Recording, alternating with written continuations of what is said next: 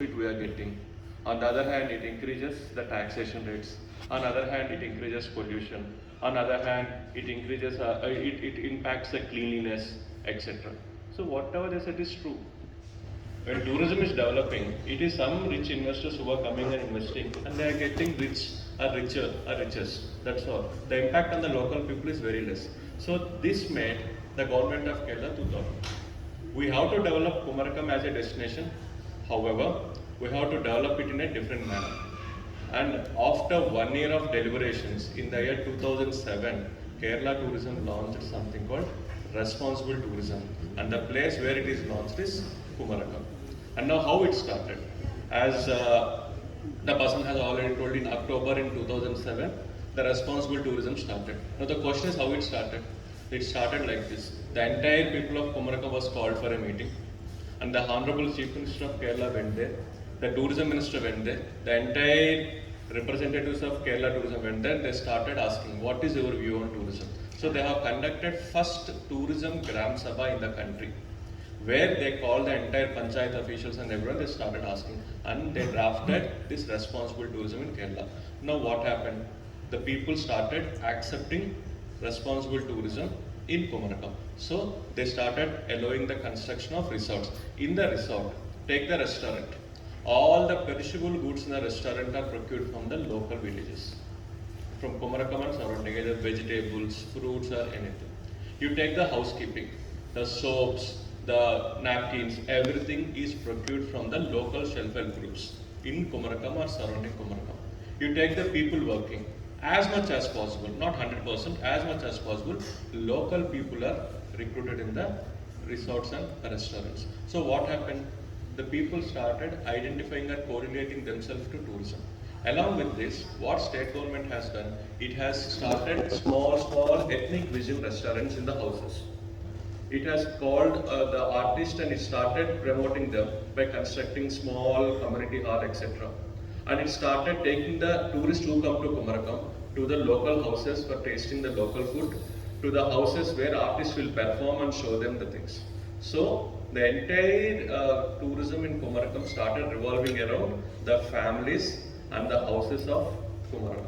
So what happened if 100 rupees is spent in Kumarakam, 50 rupees will go to the local people, 50 rupees will come to the restaurant or the resort owner. So people started.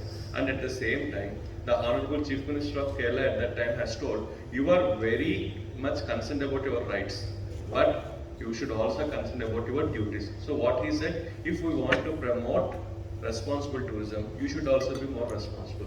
So he said every week, the people have to come together in the cleaning drive. So every Friday, every Saturday, every Sunday, they come forward for cleaning, and they know that only if it is clean, more people will come.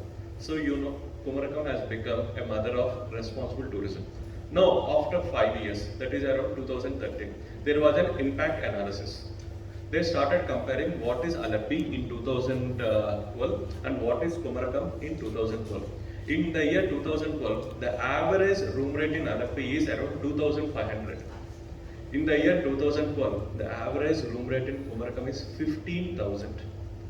The occupancy rate in Alapi is around 60%. The occupancy rate in Kumarakam is 80%. And if you see the unemployment rate, automatically in Alapi it is comparatively high, and Kumarakam it is very less. And the impact of responsible tourism is not only on the indices of hospitality sector, but it is also on the infant mortality rate, it is also on maternal mortality rate, it is also on the child nutrition. In Kumarakam, the child nutrition is almost 100% best. The IMR, MMR are the lowest in the entire state, and all the quality of life indicators are at its best in Kumarakam because of the responsible tourism.